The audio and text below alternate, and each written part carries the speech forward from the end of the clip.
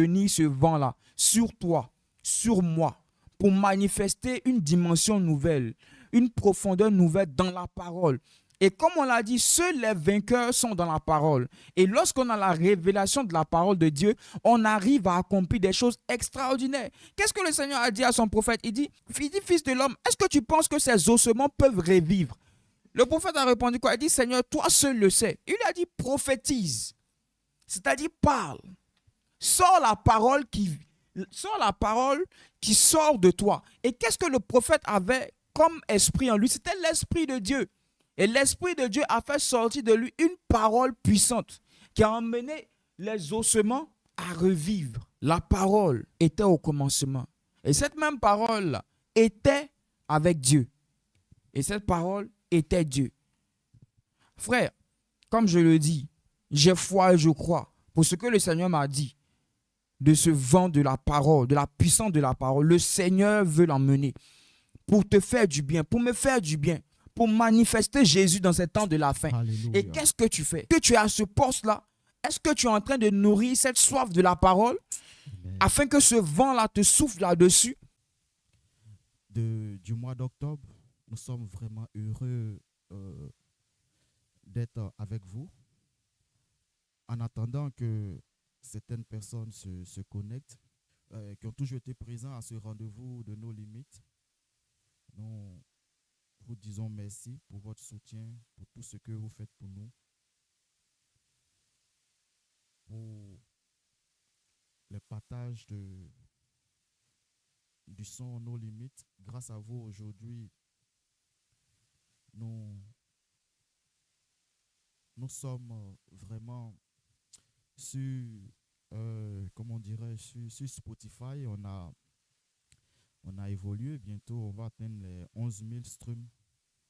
Et sur Apple Music, je n'ai pas pris les statistiques aujourd'hui, mais je pense que nous sommes encore avancés.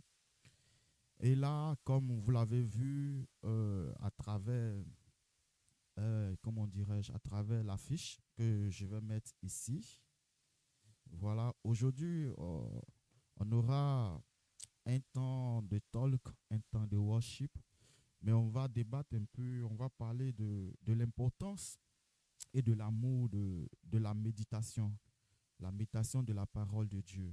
Donc, nous allons parler un peu de l'importance de la méditation de la parole de Dieu.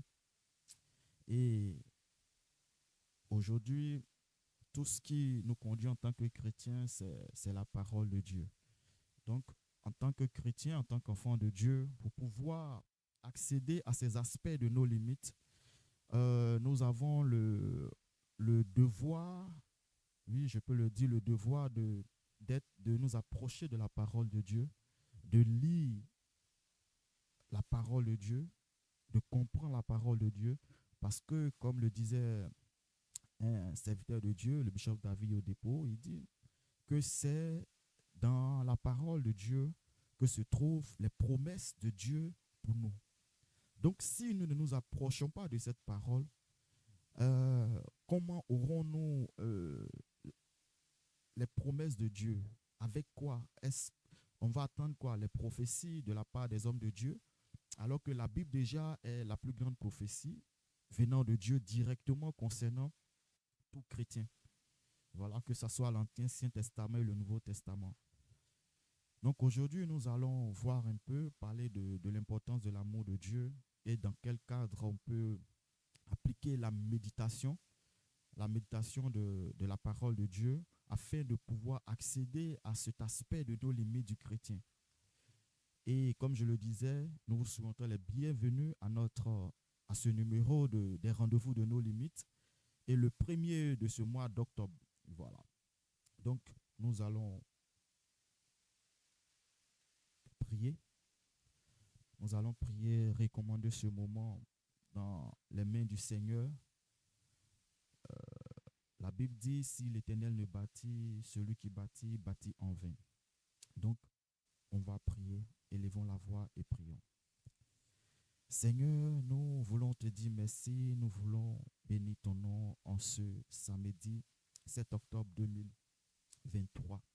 Si nous sommes là en ce moment, c'est parce que tu l'as voulu, c'est parce que tu l'as voulu, c'est parce que tu l'as voulu, Seigneur. Sinon, nous ne serions pas là en ce moment. Que ton seul nom soit exalté, que ton seul nom soit béni. Toi, le Dieu qui nous garde, toi, le Dieu qui nous conduit. Merci pour ce grand amour que tu nous portes. Merci pour le rendez-vous du samedi 30 septembre. Tu t'es manifesté glorieusement. Ta présence a été effective. C'est pourquoi, Père, nous te retenons la gloire pour ce rendez-vous du 7 octobre 2023. Tu as permis à ce que nous soyons là. Si nous sommes là, ce n'est pas simplement par notre volonté, car ta parole dit que l'homme propose et toi, le Dieu, tu disposes. Donc, si tu as disposé de ce moment, c'est parce que tu l'as voulu. Père, ta parole dit que là où deux ou trois personnes sont rassemblées en ton nom, ton esprit est là, ton esprit est au milieu d'eux. C'est pourquoi nous invitons maintenant ton esprit à prendre le contrôle. Nous savons que ton esprit est en nous. Car Jésus l'a dit que j'enverrai le Saint-Esprit, il sera en vous et il demeurera en vous jusqu'à l'éternité. C'est pourquoi, Père, nous prions à ce que ton esprit en nous puisse se manifester.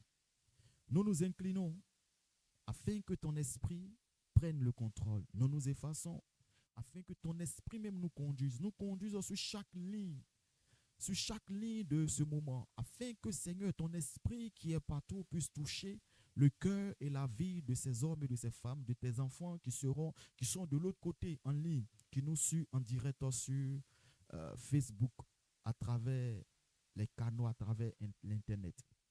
Père, que ton nom soit exalté, que ton esprit se manifeste en nous en ce jour, que ton esprit vienne, que ton esprit prenne le contrôle, que ton esprit contrôle tout ce que nous allons faire, que ton esprit nous oriente, nous conduise pour un succès et pour un résultat favorable. Que ce rendez-vous ne soit pas pareil comme les autres, mais soit différent. Car tout ce que tu fais, la Bible dit que va de gloire en gloire, et que ce rendez-vous du 7 octobre soit une rencontre de gloire en gloire, afin de retrouver, afin d'aller de gloire en gloire, afin que tes enfants qui sont connectés, qui ont perdu ce goût ou cette envie d'écouter ta parole, de méditer ta parole, nous te prions, Seigneur, afin que toi-même tu puisses nous conduire et nous diriger, Seigneur, et que toi-même ton esprit se manifeste dans la vie de toute personne qui écoute ou qui écoutera cette émission, qui écoutera ce moment en indifféré. Seigneur, que toi-même ton esprit le touche, afin que tu nous baptises, chacun de nous, de ton esprit, de ton amour pour la méditation de ta parole, afin que chacun puisse retrouver le destin que tu as tracé pour chaque enfant de Dieu dans ta parole. Toi-même, conduis-nous, oriente-nous, prends le contrôle de ce rendez-vous, prends le contrôle de ce moment, Seigneur. Nous te disons merci. Merci, car tu es glorieux. Merci, car tu es merveilleux. Que ton seul nom soit exalté. Au nom glorieux de Jésus que nous avons prié. Amen. Est-ce qu'on peut dire merci à Dieu pour ce moment? Merci de partager. N'oubliez pas de partager. Partager afin que des personnes soient connectées, que des gens nous suivent pour qu'on puisse parcourir ce moment. En attendant, on va prendre 5 minutes, environ 5 minutes. On va écouter un peu notre chanson, Nos limites. Voilà, la chanson qui a conduit à cette émission, qui a conduit à ce rendez-vous. Voilà, qui est un peu notre base. Et pour ceux qui sont nouveaux ou pas, nous savons tous notre verset de base. Voilà, c'est Jean 3, verset 8, si je ne me trompe pas. Effectivement, Jean 3, verset 8 que nous avons là. Le vent souffle où il veut, tu l'entends, mais tu ne sais pas d'où il vient, ni où il va. Il en est ainsi. Il en est ainsi de quiconque est né de l'esprit. C'est à partir de ce verset de Jean 3, verset 8 que nous avons tiré le thème. D'abord, nous avons tiré le titre de la chanson qui passe actuellement. J'espère que vous entendez. Et c'est sur la base de ce verset de Jean 3, verset 8, que nous avons tiré le titre de la chanson du cantique Nos limites. Parce que nous nous sommes dit, si le vent n'a pas de limite, si personne ne sait où va le vent, si personne ne sait d'où vient le vent, nous tous on entend le vent, on entend le bruit, mais on ne sait pas où il va, on ne sait pas d'où il vient. Donc c'est à travers ce verset-là que nous avons tiré le titre. Et ce titre a conduit à ces rendez-vous de nos limites. À ces rendez-vous de nos limites. Et là, pour ceux qui ont été là depuis le premier jour, c'est-à-dire depuis septembre 2023, nous avons toujours rappelé l'objectif de ces rendez-vous de nos limites. Notre objectif est que, à travers ces rendez-vous de nos limites, les enfants de Dieu que nous sommes, nous puissions nous attacher à la parole de Dieu et aussi aller comprendre l'aspect, nos limites du chrétien que nous sommes, afin de pouvoir aller au-delà, réaliser au-delà de tout ce que nous faisons.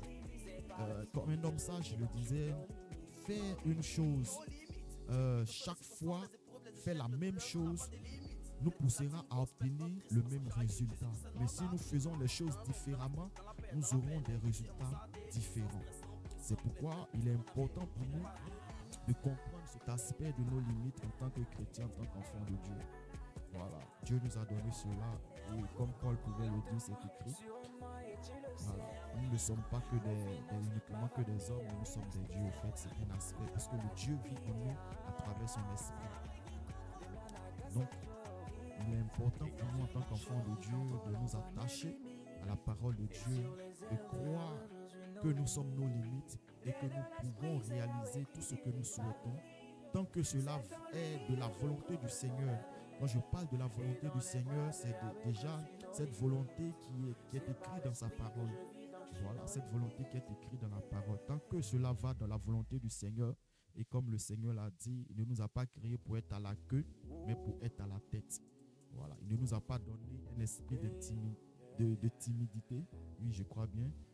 Voilà, donc nous allons écouter nos limites et on revient dans quelques minutes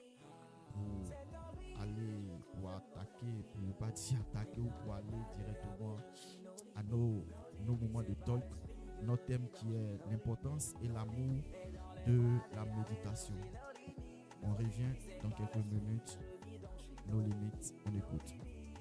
Soyez les bienvenus à notre rendez-vous. Ok, comme je le disais, aujourd'hui nous allons parler de l'importance. Nous allons débattre, bon pas débattre, mais nous allons échanger sur, comment dirais-je, l'importance et l'amour de la méditation. Et ensemble, c'est ensemble que nous allons parler, nous allons voir quelques versets. Nous allons parler autour, vous pouvez donner vos, comment on appelle ça, vos commentaires, vos compréhensions, vos suggestions et autres dans les commentaires. Et donc, nous allons aller droit au but. Et avant de commencer, je vais vous inviter à prendre vos Bibles, pour ceux qui ont leur Bible. Et aujourd'hui, nous allons voir le livre des Psaumes, voilà. Psaume 119. Nous prenons Psaume 119, le verset 105. C'est ce verset qui est un peu notre verset de base concernant le thème d'aujourd'hui. Donc on prend Psaume 119, verset 5. La Bible dit, je lis la parole de Dieu. Ta parole est une lampe à mes pieds et une lumière sur mon sentier. Et donc, on retient ce verset, Psaume 119, verset 105. Et ensuite, on va lire le verset 30 qui dit, la révélation de tes paroles est claire. Elle donne de l'intelligence aux simples. Donc, à travers ces deux versets, aujourd'hui, nous allons parler de cette émission et de ces versets concernant l'importance et l'amour de la parole de Dieu. Et le serviteur, Yedidja est là. Il a failli rester dedans. Vous voyez son visage, il est très fatigué. C'est pas facile. Shalom, Amen. shalom, serviteur de Dieu. Shalom, shalom. Serviteur de Dieu. Que le Seigneur vous bénisse, les gars. Amen. Que la gloire du Seigneur soit avec vous. Franchement, je ne peux pas manquer ça. Donc, voilà, j'avais déjà planté le décor. Yeah. Aujourd'hui, voilà, comme on l'a dit, on va échanger sur le thème l'importance et l'amour de la méditation.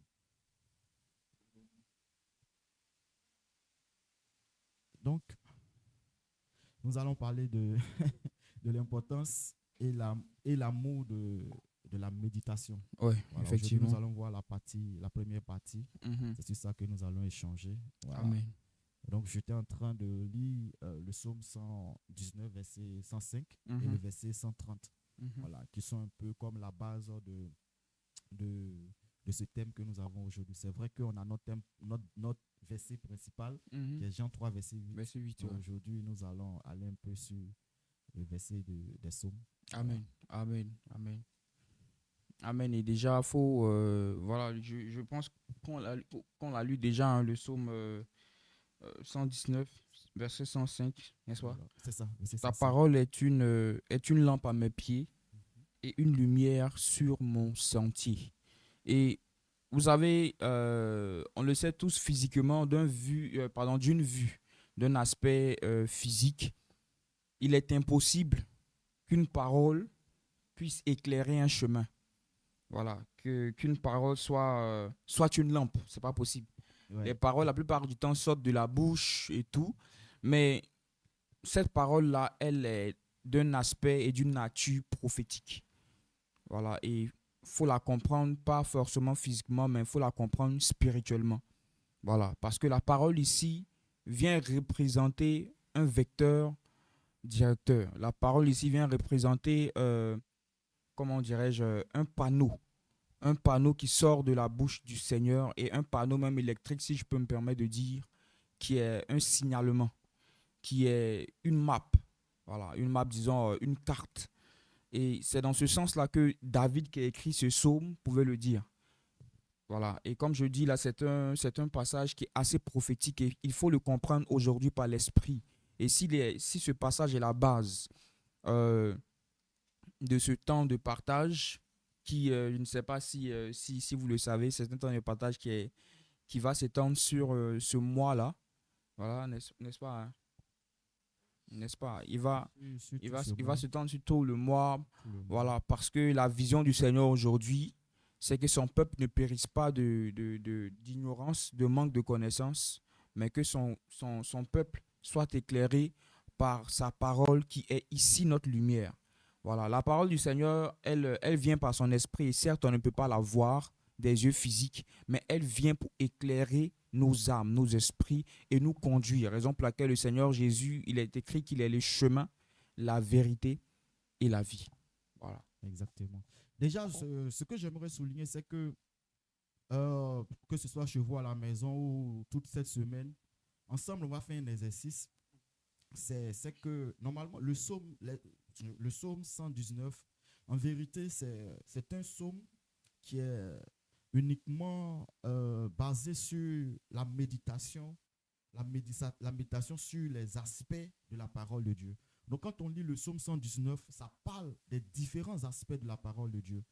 Et déjà, le fait de lire le psaume 119, c'est comme si on est en train de voir plusieurs aspects de la parole de Dieu. Et comme Yedidia l'a dit, la parole de Dieu ne peut pas être une parole ne peut pas être une lumière, comme dans le verset 105. Voilà. Mais c'est des aspects, les différents aspects de la parole de Dieu. Donc, quand tu lis le psaume 119, tout le psaume 119 parle de la parole de Dieu, mais ces aspects, les différents aspects de la parole de Dieu. Et généralement, souvent, on dit que le psaume 119, en réalité, le psaume 119 n'est pas écrit que par David. C'est plusieurs personnes qui ont écrit Il y a également Ethan qui a eu à l'écrire. Voilà. Déjà, quand on prend du verset 1 au verset 8, on a Aleph qui a écrit. Voilà. Quand on prend verset 9, jusqu'au verset 24. Là, on a Beth qui a écrit, quand on prend verset 25 jusqu'au verset 32, on a Dalet, verset 33 au verset 40, on a E, verset 41. C'est pourquoi le psaume, il est vraiment long. Mhm. Il est long. Donc, c'est plusieurs J'arrive à personnes qui l'écrire. ont écrit. Mhm. Voilà, il y a plusieurs. Même quand le verset 5, le verset 105 que Mhm. nous avons lu, c'est nous. Mhm. C'est nous qui s'exprime de cette manière. Voilà, quand on prend le verset 130 Mhm. qui nous intéresse également, que nous Mhm. avons sélectionné, c'est P. Donc, il y a plusieurs personnes. C'est l'un des psaumes. Le psaume, il est long. Il va jusqu'au verset 160. Il fait jusqu'à 176 versets. Voilà. On a 176 versets. Donc, étant chez vous, on peut faire l'exercice aussi toute cette semaine de lire Ce psaume-là. ce psaume 119 qui parle des différents aspects de la parole de Dieu. Et c'est une méditation profonde sur les différents aspects de la parole de Dieu. Ça pourrait nous aider à évoluer dans notre marche en tant qu'enfant de Dieu, surtout pour entrer dans l'aspect nos limites. Ouais. Voilà, puisque c'est un peu notre objectif. Ok. Voilà. Comme tu le dis, l'aspect nos limites, c'est la base de ce genre de moment d'échange. Et il faut comprendre que ce nos limites-là, c'est également une vue prophétique de la vie chrétienne. Pourquoi? Dans le sens que un pays est délimité, une ville est délimitée, une famille voilà, a même ses limites. Toutes choses ont des limites. Même la liberté de l'homme a des limites. Mais ce no limite, il intervient dans un cadre spirituel qui vient impacter la vie physique. Et ce no limite a beaucoup d'aspects. Et aujourd'hui, cet aspect qu'on veut développer, c'est l'aspect de la parole qui vient du Seigneur, qui est une lampe et voilà, qui est également une lumière pour éclairer nos sentiers. Excusez-moi, pour éclairer nos sentiers. Il faut comprendre que au-delà de ce qu'on peut faire, au-delà de ce qu'on peut dire, la parole de Dieu est l'essence d'un chrétien. Voilà, la parole de Dieu, c'est l'essence d'un chrétien. Un chrétien qui vit sans la parole de Dieu, Oui, c'est un oui. chrétien je sais pas, qui souffre de marasme ou bien de... Non, mais effectivement, et comme je le disais dans l'introduction, je disais que la parole de Dieu est la prophétie sortant directement de la la bouche de bouche Dieu, de en Dieu. fait, pour nous. Donc, quand tu parcours la parole de Dieu Mhm, de Genèse à l'Apocalypse, tu découvres ces promesses mhm, que Dieu a faites pour toi. Et quand tu découvres ces promesses, à partir de là, tu peux savoir réellement ce que Dieu a prévu pour toi mhm. dans sa parole. Et Puisque même tu découvres ton tu identité. découvres ton identité. Donc, si on ne lit pas Mhm. la parole de Dieu, d'abord, dans un premier temps, lire et dans un deuxième temps, La méditer. comprendre. Ouais.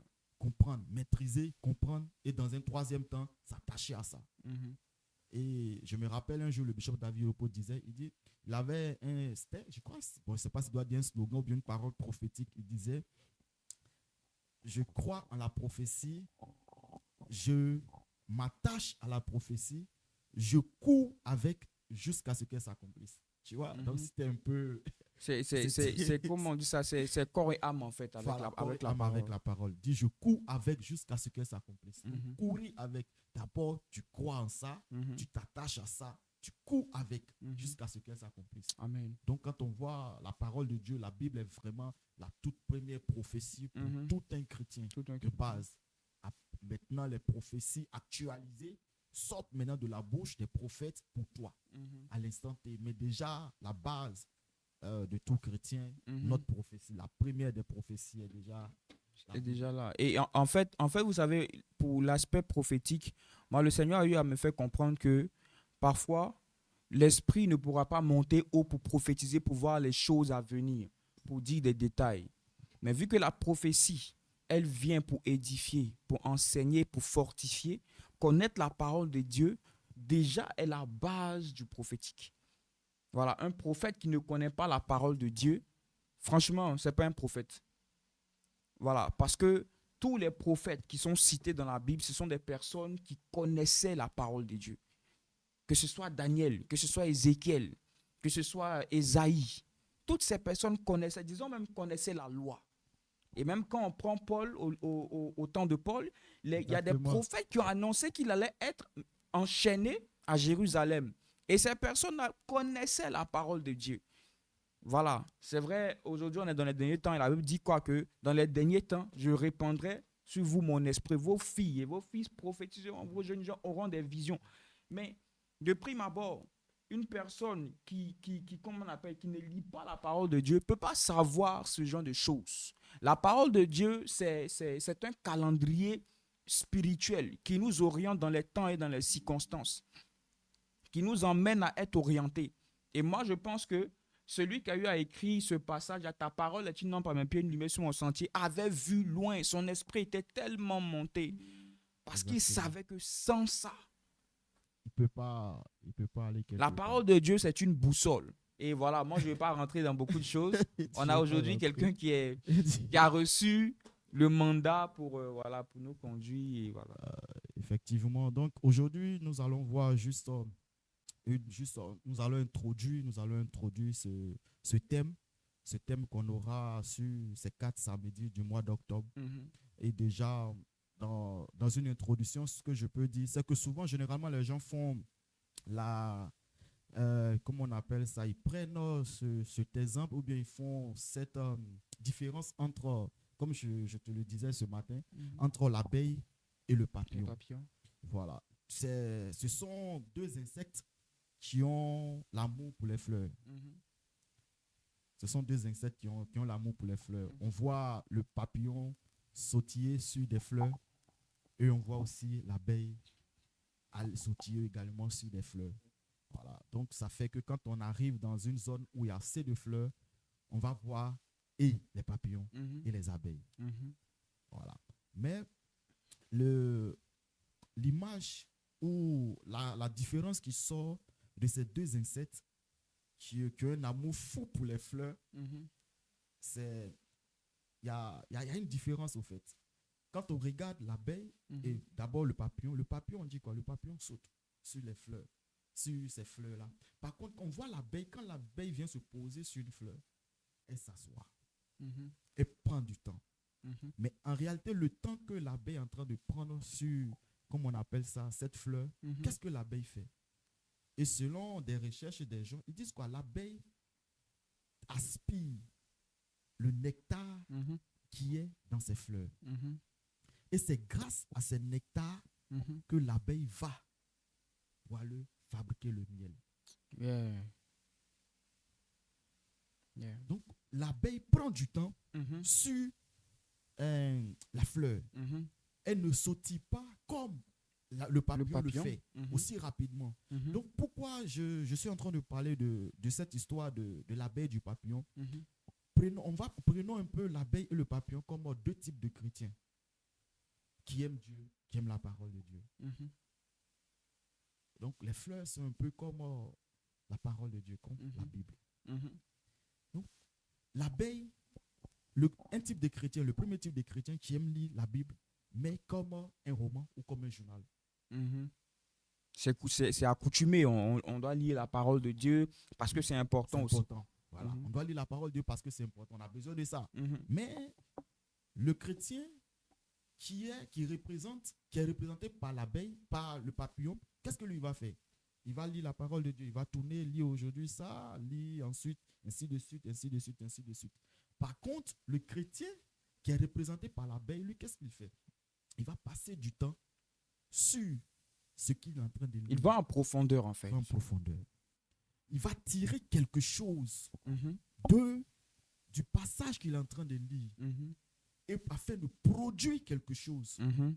Amen. Et cette chose, comme de la même manière, l'abeille produit Mhm. le miel va faire quoi? Va apporter une bonne santé aux gens qui vont goûter Mhm. à ce miel. Amen. Amen.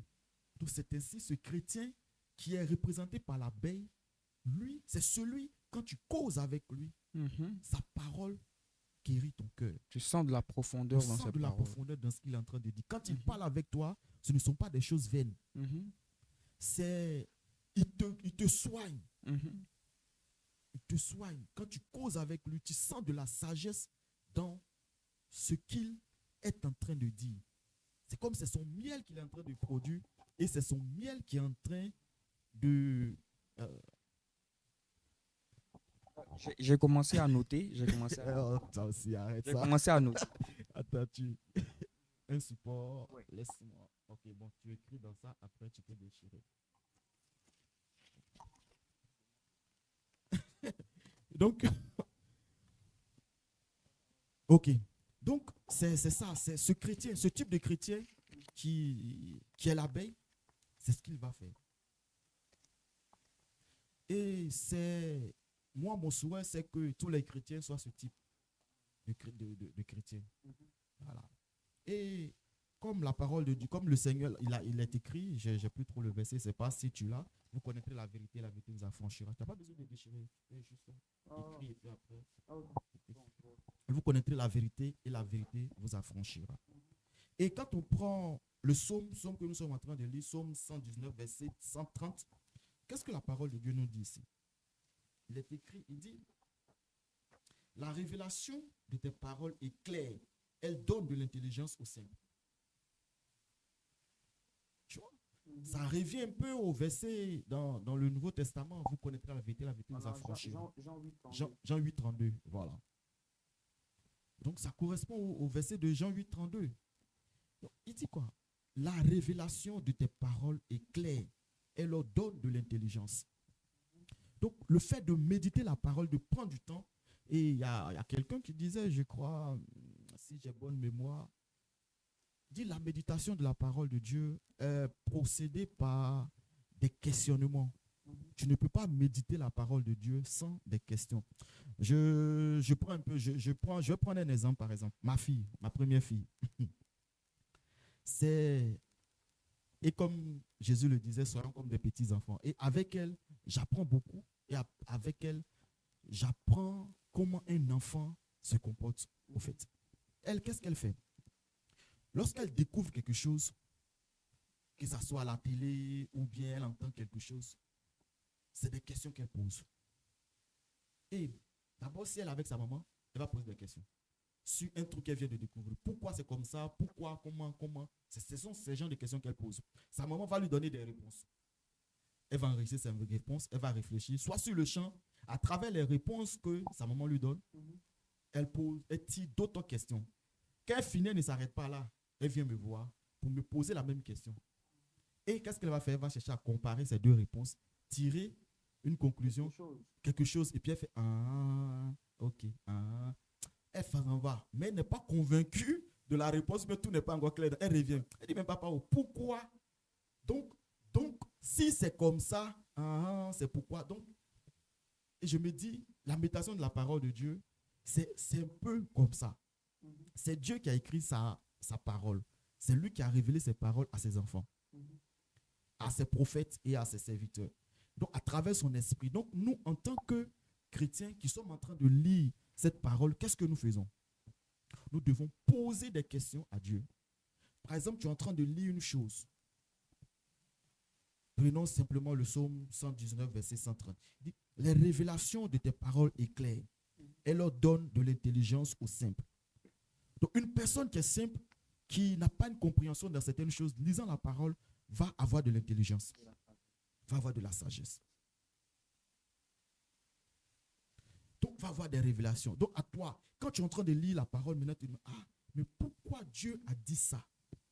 Pourquoi il a dit cette chose? En posant ce genre de questions, tu commences à retrouver, à avoir des réponses. Donc, on ne peut pas méditer la parole de Dieu sans prendre note, sans avoir un cahier, un stylo. Parce qu'à travers, même ne serait-ce qu'un simple verset, un verset de peut-être 3 phrases, tu peux tirer plusieurs choses qui vont t'apporter de l'intelligence. Toi, en tant qu'un homme simple, tu vas t'apporter de la sagesse. Donc, c'est un peu ce que je voulais dire concernant déjà la base de la méditation. C'est des questionnements. Tu prends un passage, tu lis, tu ne passes pas. La parole de Dieu n'est pas vaine. Donc, rien de ce qui est écrit dans la Bible n'est sans sens. Tout a un sens. Tout est pour quelqu'un. Chaque verset est pour une personne. Donc, quand tu commences à lire, que tu dis, mais ça n'a pas de sens. Comment est-ce qu'on est en train de parler de ça? Et je lis, tu lis, souvent tu lis le livre, tu lis le chapitre ou bien le verset, tu ne vois même pas de sens. Tu ne sais même pas de quoi parle le texte. Mais tu te dis, bon, tu peux boycotter, tu peux dire non, ça n'a rien à voir. Mais à force de rester dessus, de relire, de te questionner, pourquoi, qu'est-ce que Dieu veut dire par là? Pourquoi il écrit comme ça? Qu'est-ce qu'il veut dire? Qu'est-ce qu'il veut dire? Tu commences à avoir des révélations sur ce qui est écrit. Et dès lors que tu commences à avoir des révélations sur ce qui est écrit, tu commences à nourrir ton âme de la parole de Dieu. Amen. Donc, dans un premier temps, c'est ce que je voulais dire, au fait. Et moi j'ai une question dans ton développement. Tu as utilisé un verbe qui m'a vraiment, vraiment marqué, c'est produire. Tu as dit que, en fait, le mouvement assez singulier assez commun entre l'abeille et le papillon, c'était le relationnel avec les fleurs. Les fleurs, voilà. Et elles avaient un mouvement assez singulier, assez commun. C'était de se poser sur les fleurs et de les quitter. Mais par contre, la consistance de ce mouvement au niveau des deux insectes n'est pas pareille. Pourquoi? Parce que peut-être que le papillon se pose pour la beauté de la chose, ou peut-être pour du repos, je ne sais pas. Et après, s'en va, en tout cas, tu vois. Et après, tu as dit que l'abeille se posait sur la fleur pour y puiser du nectar, pour produire du miel. Donc, moi déjà, je veux savoir, si en tant qu'un chrétien, on devenait l'exemple de l'abeille sur la parole, c'est-à-dire s'y poser, histoire de tirer quelque chose, qu'est-ce qu'on pourrait produire à partir de la parole de Dieu? Qu'est-ce qu'un chrétien pourrait produire comme résultat, comme fruit à partir de la parole de Dieu? Déjà, il y a plusieurs choses que ce chrétien qui prend du temps à tirer de la parole de Dieu, ces nectars, peut produire plusieurs choses. Déjà, à force, le fait de prendre du temps sur cette fleur, bon, je prends finalement dans la parole, le fait que ce chrétien prenne du temps pour lire la parole de Dieu, développe une intimité avec Dieu. Amen. Tu vois? Il développe déjà une intimité. Donc, le fait de passer du temps sur la parole de Dieu, poser des questions, crée déjà une intimité avec Dieu. Maintenant, lorsqu'il prend cette parole, Psaume 119, verset 105 dit quoi? Sa parole est une lampe à mes pieds. Tu vois? Il dit, ta parole est une lampe à mes pieds et une lumière sur mon sentier.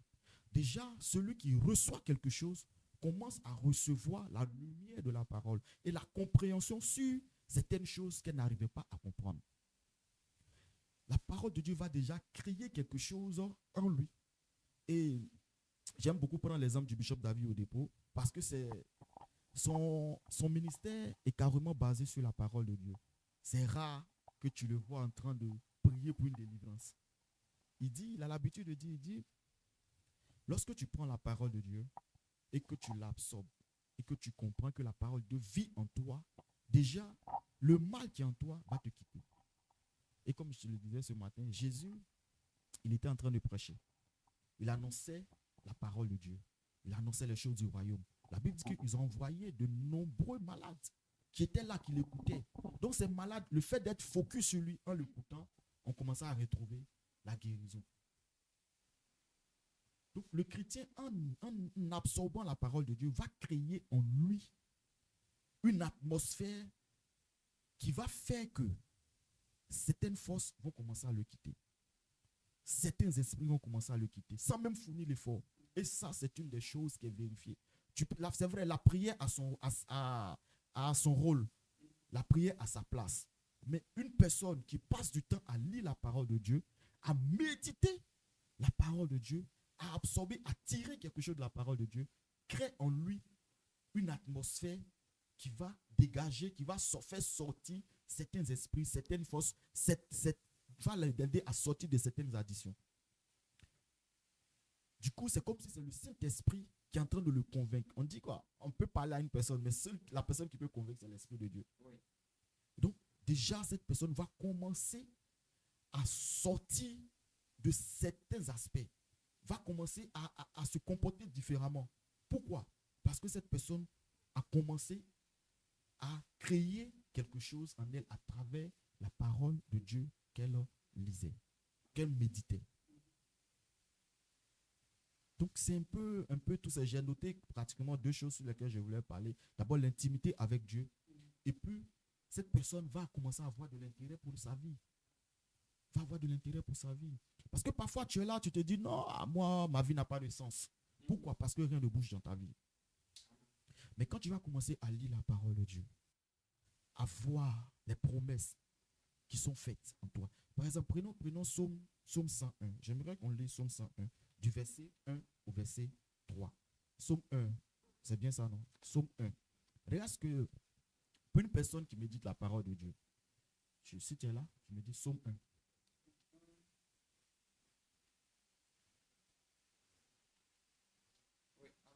Ok.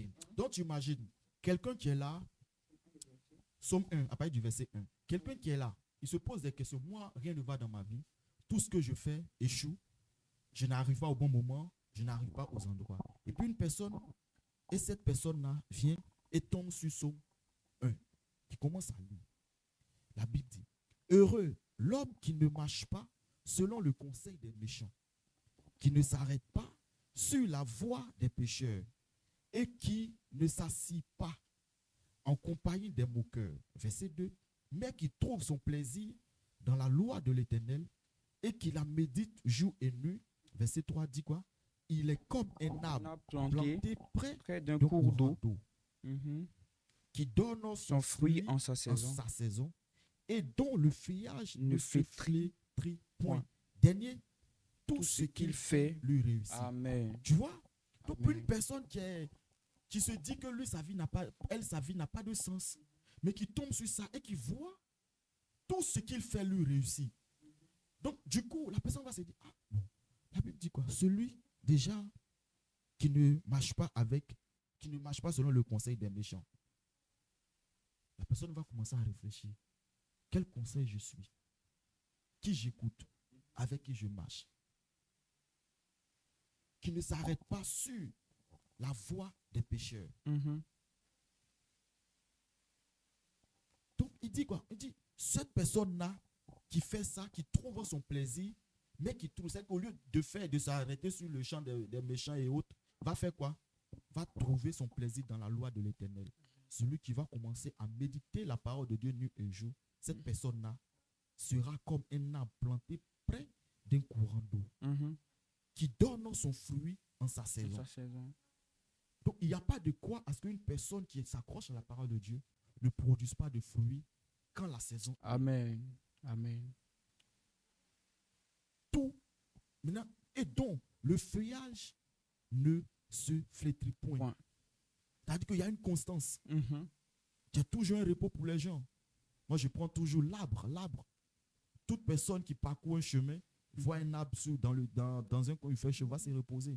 Donc, déjà, cette personne sera un repos pour les autres. Amen. Et dès lors que tu es un repos pour les gens, ta vie commence à avoir de l'importance. Amen. Parce que malgré que tu n'as rien, tu te dis que tu n'as rien, mais en réalité, tes feuillages sont toujours verts. Ne flétris point. Donc, les gens viennent auprès de toi pour avoir un repos. Les gens viennent auprès de toi pour prendre des conseils, pour aller. Tu commences à avoir de l'importance. Tu es utile pour les gens. Donc, c'est pourquoi je dis, la personne qui médite la parole de Dieu commence à voir un intérêt pour sa vie. Commence à voir que sa vie a un sens. Et dès lors qu'il dit, tout ce qu'il fait lui réussit. Donc la personne commence à dire, ah d'accord, donc c'est parce que je faisais de la mauvaise manière que j'avais l'impression que ma vie n'avait pas d'intérêt, ma vie n'avait pas de truc, que rien ne marchait dans ma vie. Donc désormais, qu'est-ce que je vais faire? Je vais commencer déjà à ne plus marcher selon le conseil des méchants. Je vais commencer maintenant à ne plus m'arrêter sur la voie des pécheurs. je vais chercher, je vais commencer maintenant à ne plus être accompagné ou bien de ne plus avoir la compagnie de mon cœur. Je vais trouver mon plaisir maintenant dans la loi de l'Éternel.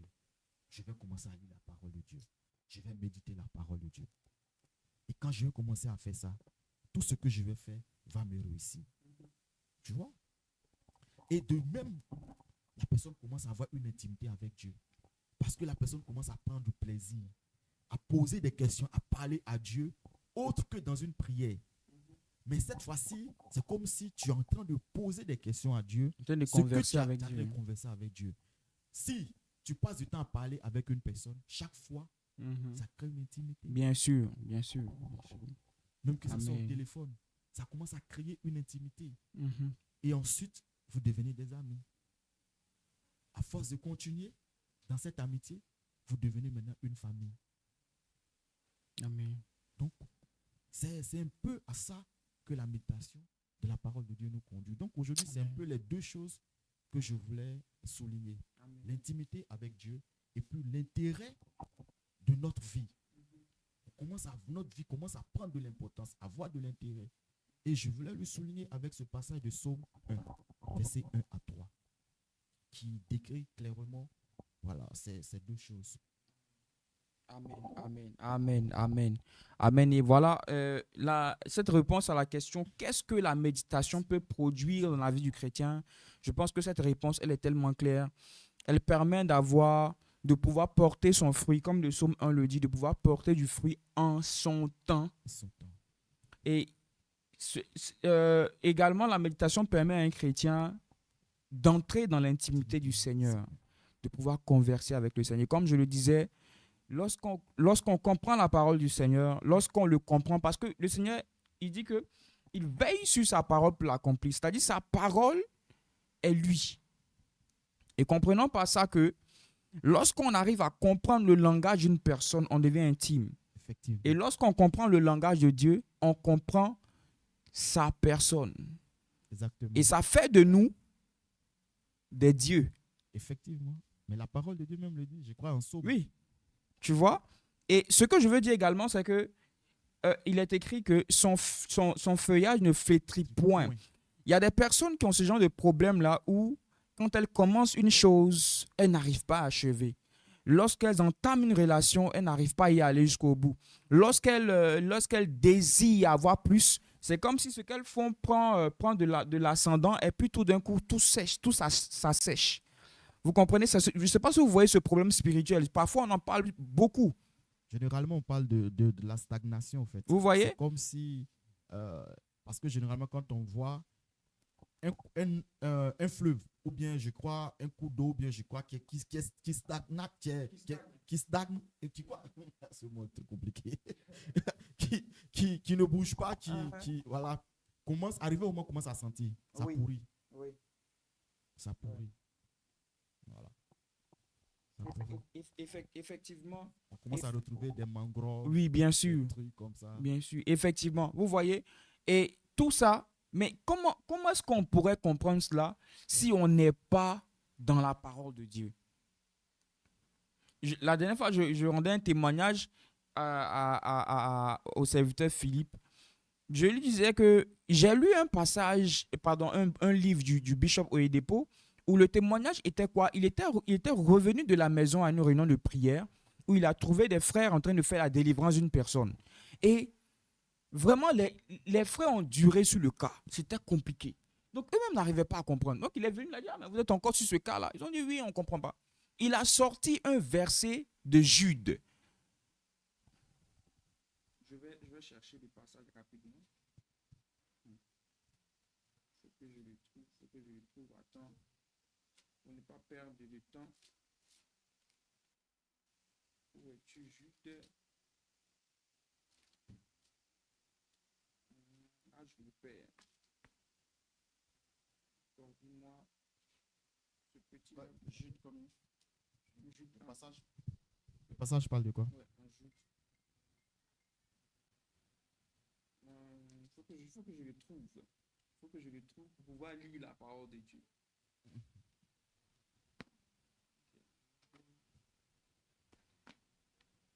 Ok. Je l'ai.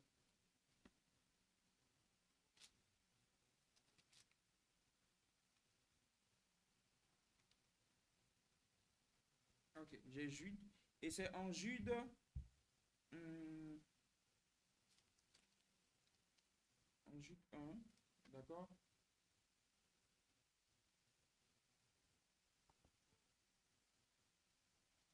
Je le trouve rapidement.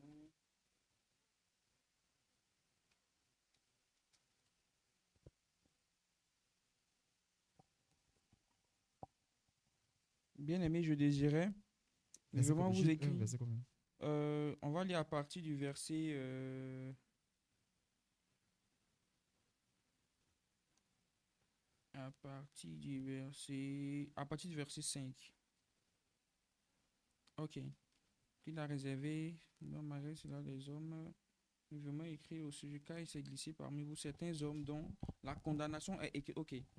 Il dit contre les impies, bien-aimés, comme je désirais vivement vous écrire au sujet de notre salut commun, je me suis senti obligé de le faire afin de vous exhorter à combattre par la foi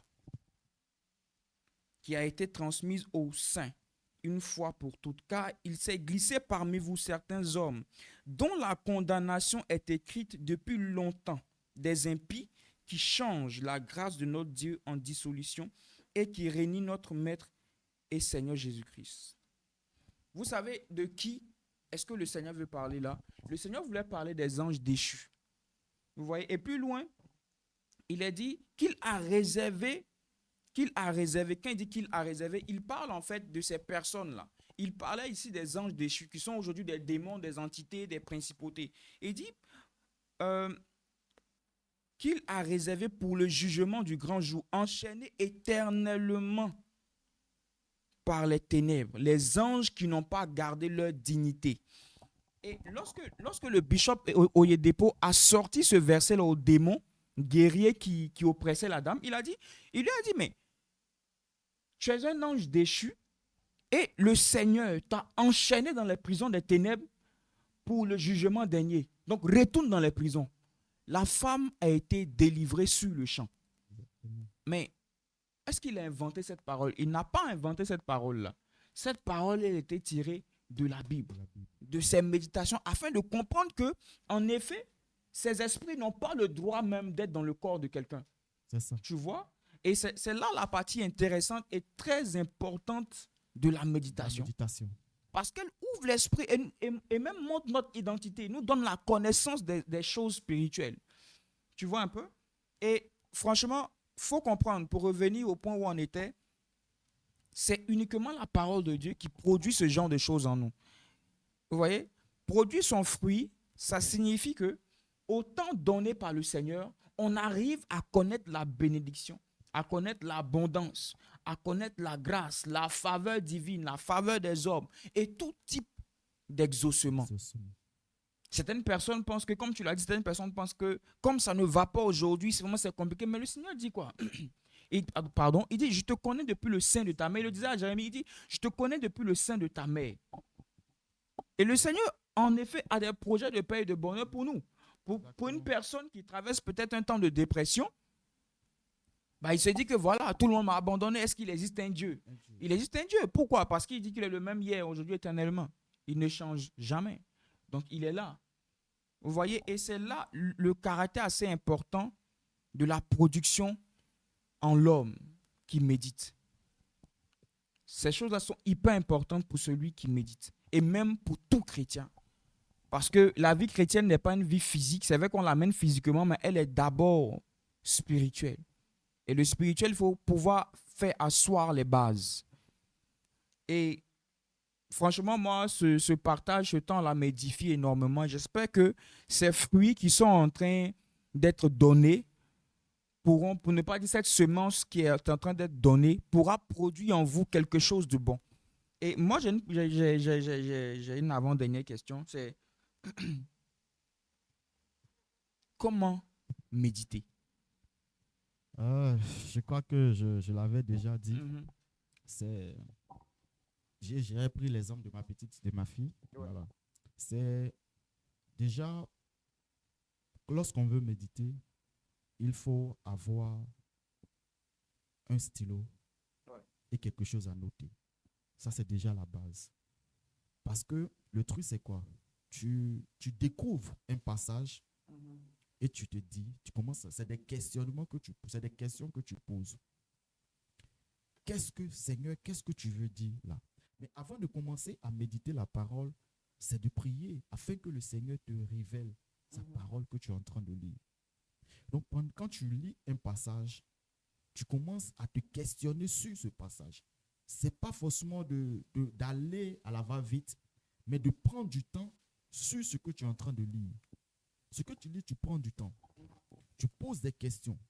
Tu poses des questions au Seigneur. Même quand tu n'as pas la réponse, tu poses des questions à ceux qui sont au devant, à ceux qui ont duré dans la foi, qui ont une foi élevée. Tu commences à discuter de ça, que ce soit avec ta femme. Ah, j'ai lu ce passage, je ne comprends pas. Parce que c'est une question que tu dois poser. Si tu ne poses pas de questions, tu n'auras pas de réponse. Tu peux lire, ne pas comprendre. Mais en posant la question, des questions, réfléchis. Et aussi des mots. On lit la parole de Dieu aussi on médite avec un dictionnaire. Que ce soit un dictionnaire général ou bien des dictionnaires bibliques. Parce que les mots qu'on utilise dans la Bible, il y a certains mots qui ont leur définition biblique est différente de la définition de Larousse et autres. Et aujourd'hui, par la grâce de Dieu, on a des smartphones où ça peut nous permettre d'avoir plusieurs versions de la Bible. Qui peut nous permettre d'avoir plusieurs versions de la Bible. Déjà, quand tu prends, par exemple, la version Louis II, tu peux lire, tu peux ne pas comprendre réellement ce qu'il dit. Mais quand tu vas prendre la version Parole de vie, tu vois qu'à partir de là, il y a des thèmes qui sont utilisés, il y a des mots qui sont utilisés qui sont plus compréhensibles. Ou peut-être même quand tu vas prendre la version NBS, la nouvelle Bible de Second, NBS, il y a d'autres thèmes encore qui sont développés. Et aussi le truc, c'est quoi? Quand tu prends aussi, il y a des références. Quand tu lis la Bible, déjà il y a des références. Et puis il y a aussi des Bibles d'études. Par exemple, je prends cette Bible-là, que vous pouvez voir, la Bible du vainqueur. C'est une Bible d'études. Et là-dedans, il y a des trucs qui sont dedans. Tu peux voir des références, tu peux lire un passage dans tel chapitre, tu ne comprends pas, mais il y a des renvois. On va te dire que ce passage-là, on parle de ça dans tel passage. Même dans les smartphones, quand tu prends l'une des meilleures Bibles que normalement tout chrétien devait installer dans sa Bible, c'est Your Version. C'est bien ça, non? Your Version. Your Version, c'est une application où il y a plusieurs Bibles que tu peux télécharger et ensuite on lit. Quand tu lis ce passage, si tu ne comprends pas, tu prends une autre version. Comme on le dit, la Bible n'a pas été écrite ni en français, ni en anglais, ni en allemand. Ça a été écrit en araméen et aussi en hébreu. Donc, quand les traductions, chacun traduit. Donc, c'est pourquoi tu as retrouvé la version de Martin, tu as retrouvé, généralement, les gens disent que la version King James est encore mieux. Mais aujourd'hui, on a la version King James en français. Donc, si tu ne comprends pas l'anglais, tu peux trouver la version King James. Mais si tu n'as pas l'argent pour acheter toutes ces versions, c'est important de l'acheter. Parce que si on n'achète pas la Bible papier, les entreprises qui créent ou qui fabriquent les Bibles risquent de fermer. Si ces entreprises ferment et que tout reste que du smartphone, n'importe qui peut introduire ce qu'il veut dans les smartphones. Alors que la version papier est là, on ne peut plus venir modifier. Donc, mais tu peux, à partir des applications, tu peux lire. Tu lis moi, généralement, c'est ce que je fais. Quand je prends un passage que je suis en train de lire, peut-être avec la version second, je ne comprends pas bien. Avec l'application, ça me permet d'avoir second 21. Donc, je peux prendre la version second 21, je lis, et puis je prends encore Parole de vie, je lis, je prends Nouvelle Bible du second, je lis, je prends Matin, je lis, et puis ça me donne une idée générale de comment on appelle ça, de ce passage. Donc, c'est un peu plusieurs. Tu peux poser les questions à Dieu pour qu'il te réponde, et aussi tu peux aller de version en version pour comprendre. Et aussi, quand tu vois un verbe ou bien un truc qui est utilisé, il faut chercher à comprendre. Par exemple, quand tu prends la Bible en Genèse chapitre 1, quand tu prends Genèse chapitre 1, et ça, c'est l'un des passages que j'avais lu plusieurs fois et dans plusieurs versions. Et puis, j'ai commencé à comprendre plein de trucs quand tu prends Genèse chapitre 1. Attends, laisse-moi voir. Voilà. On dit quoi? Ouais.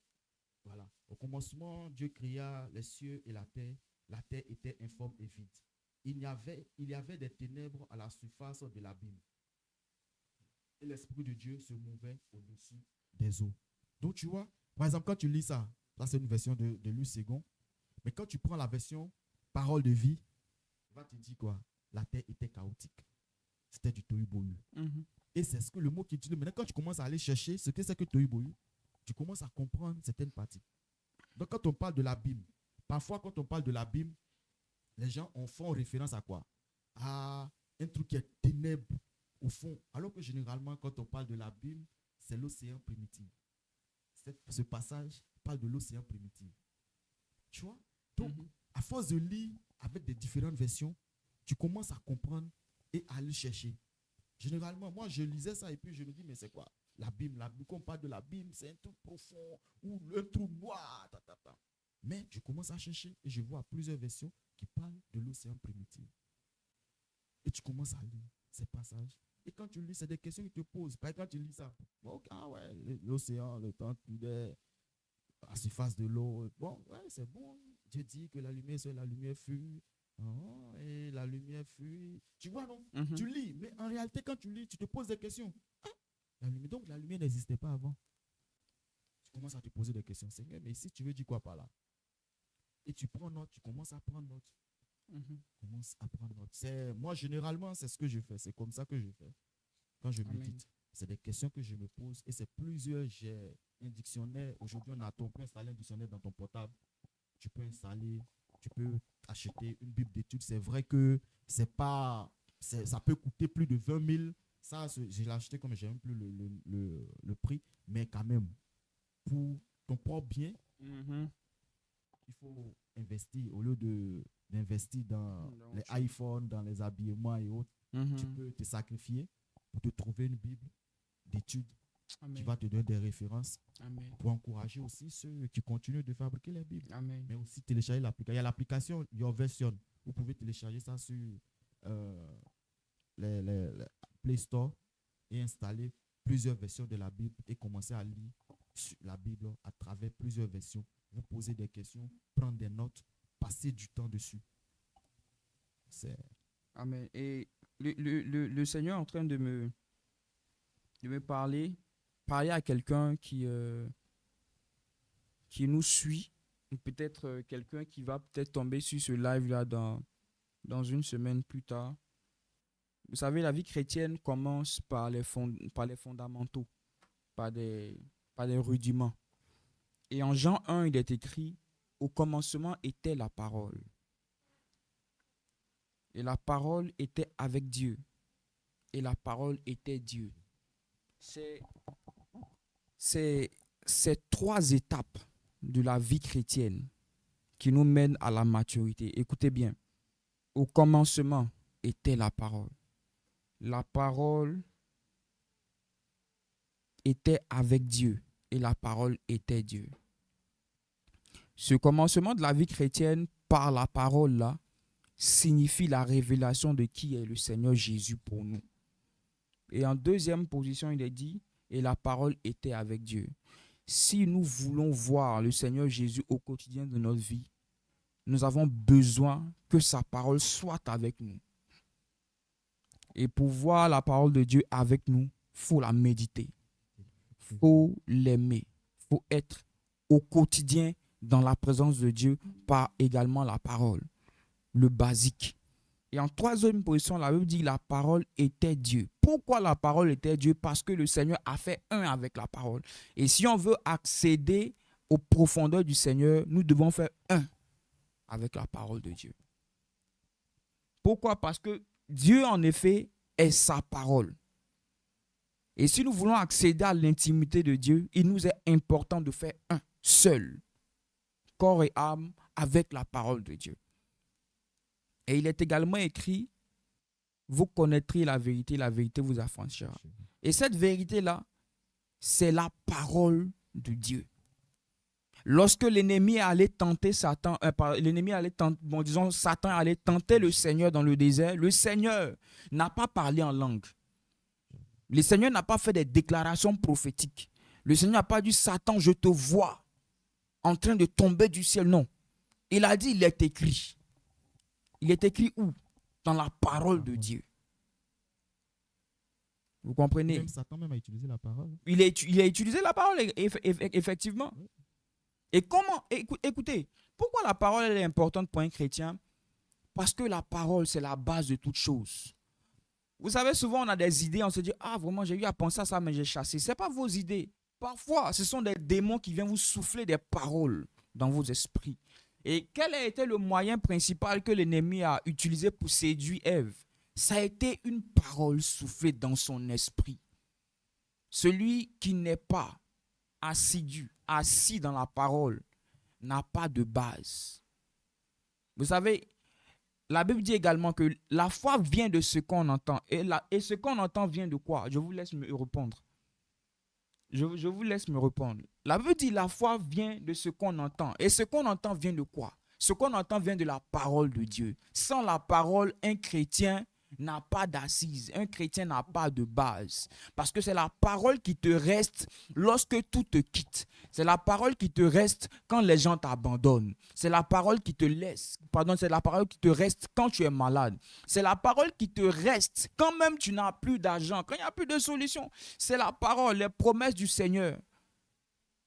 Parfois, on nous a annoncé la prospérité, la richesse dans des prophéties, dans des visions. Mais quand la galette tape, parfois on oublie la prophétie. Hein. La prophétie, effectivement. Mais qu'est-ce qui reste? C'est l'espérance de la parole de Dieu en nous. Et je pense que ce moment est bienvenu. Et je crois que le serviteur du Seigneur, Philippe, a vraiment fait un travail préliminaire essentiel pour ce mois à venir. L'intimité dans la parole de Dieu. Grandir dans la parole de Dieu. Et je vais revenir. Il est dit, au commencement de ta vie chrétienne doit être la parole de Dieu.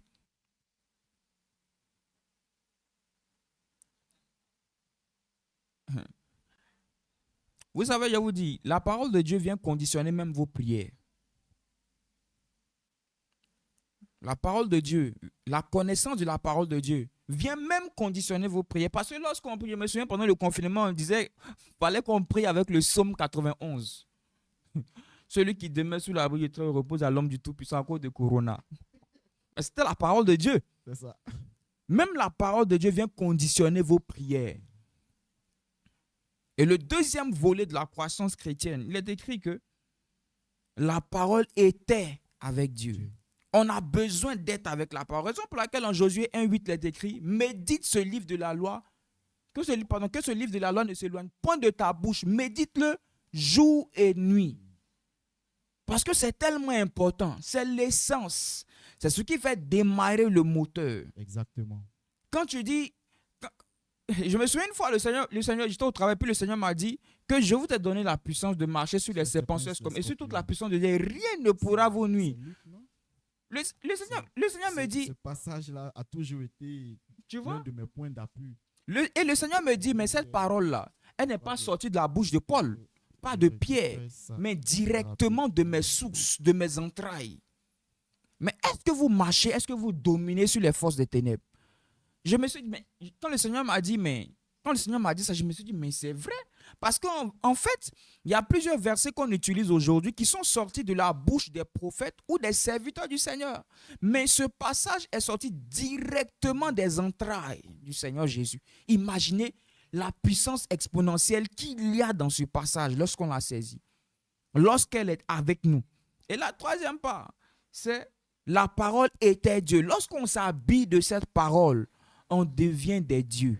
Et ça, aujourd'hui, je veux que cette parole tombe dans de la bonne terre, afin de conditionner quelqu'un à reprendre sa vie de méditation. Demeurer dans la parole de Dieu. Demeurer dans la parole de Dieu. Demeurer dans la parole de Dieu. Et je pense que tout au long de ce mois d'octobre, on aura vraiment à être béni. Et je prie que le Seigneur vraiment accomplisse une œuvre merveilleuse et puissante dans nos vies à travers la parole.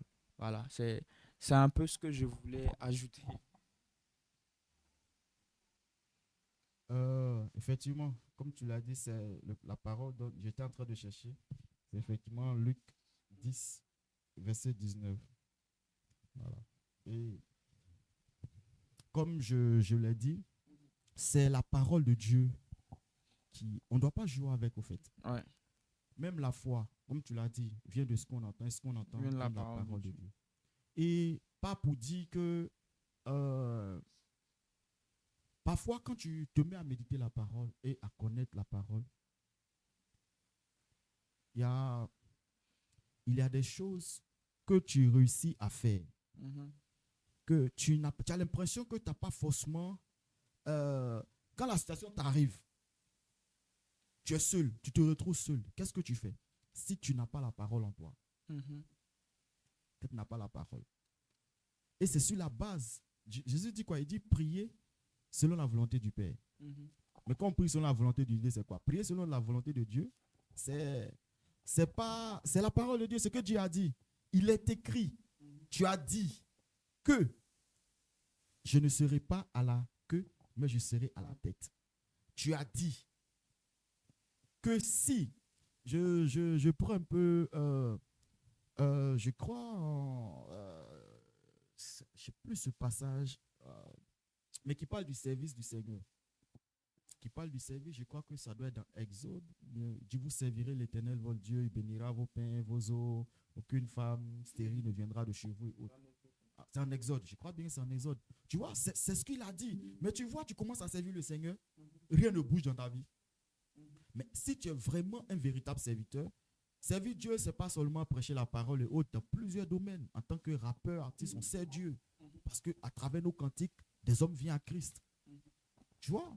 Donc, tu le fais, tu gagnes des âmes à Christ en tant qu'évangéliste, en tant que quelqu'un qui prêche la parole de Dieu. Et tu vois, rien ne bouge dans ta vie. Ou bien tu es marié et puis tu n'as pas d'enfant. Mais non, retourne ta parole. Tu as dit que celui qui te sert là n'aura pas de stérilité dans sa maison.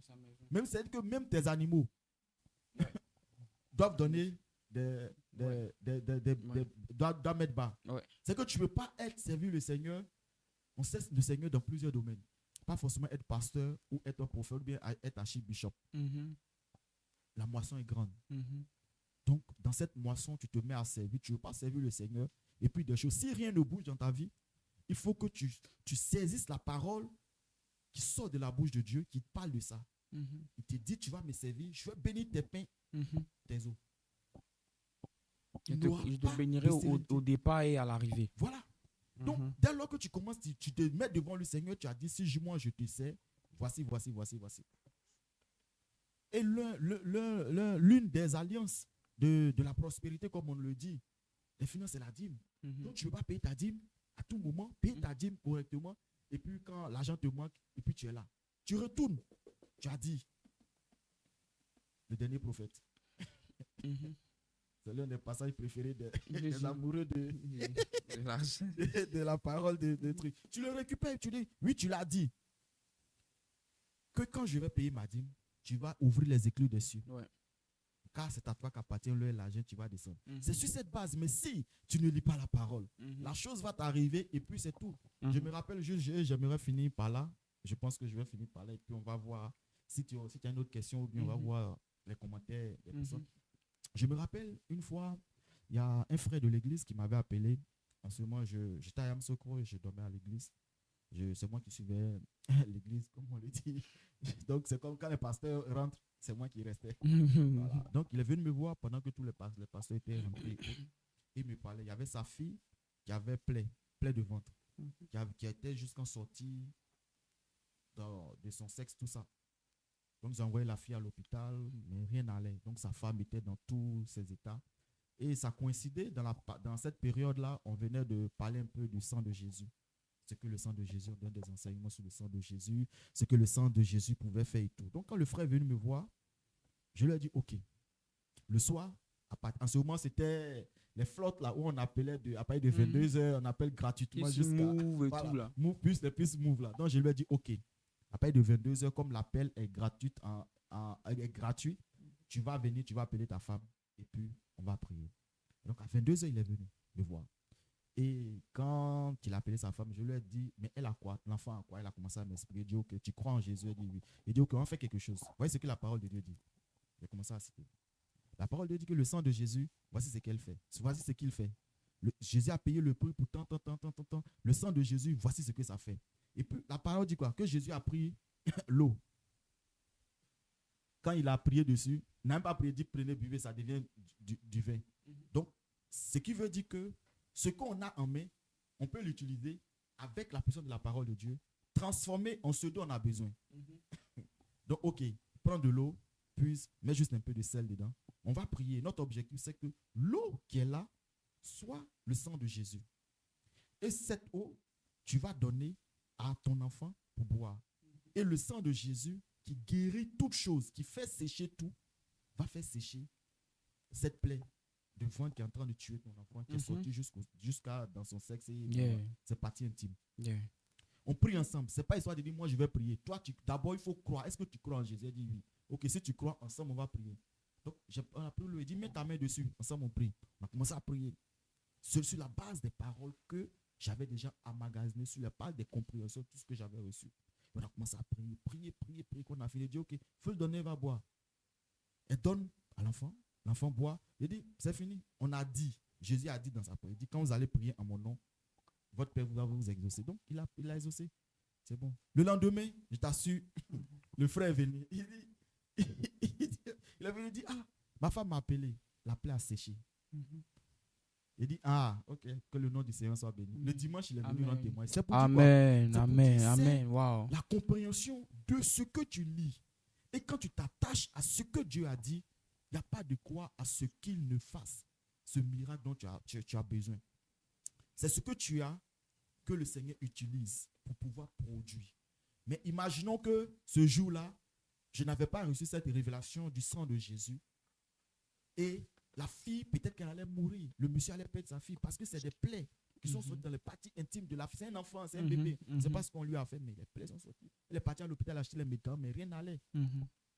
Mais quand le sang de Jésus a traversé le corps de la fille, le lendemain, ça n'a même pas fait 24 heures. C'est qu'on a fait ça à 22 heures. Le lendemain, il est venu me dire que la plaie a séché. Et il y a pas mal de témoignages qui sont basés sur la parole de Dieu. Pas chasser des mots et autres, mais c'est la parole de Dieu qui est la force. Et Dieu est dans sa parole. C'est la lumière. Et en Jean, comme tu l'as dit, en Jean 1, c'est bien ça, non? Oui, en Jean 1, au commencement était la parole. Mais quand on prend le verset, je termine par là, désolé. On veut finir, mais quand ça vient, il faut qu'on a... c'est ça, non, Jean 1? Oui, Jean 1. Laisse-moi voir. Voilà, il dit quoi? Elle était dans le... Voilà, donc je prends tout ce qui m'ont reçu. Le verset 8. Voilà, le verset 9. Il dit, cette lumière était, Jean 1, verset 9. Il dit, cette lumière était la véritable lumière qui, en venant dans le monde, éclaire tout le monde. Donc, dès lors que je vois ça et que je crois, mais Jésus est cette lumière, quand cette lumière arrive là, ça éclaire. Ça éclaire tout le monde. Tout homme qui reçoit cette lumière est éclairé. Donc, à partir de là, je prends. Et je commence, je lis. Ah, ok. Donc, c'est un peu, bon, c'est vrai qu'on est en train de rentrer dans un autre thème de la prière, comment prier la parole de Dieu, mais c'est la même chose. C'est la méditation de la parole de Dieu qui conduit à ça. Qui conduit à prier de cette manière, sur la base de cette parole.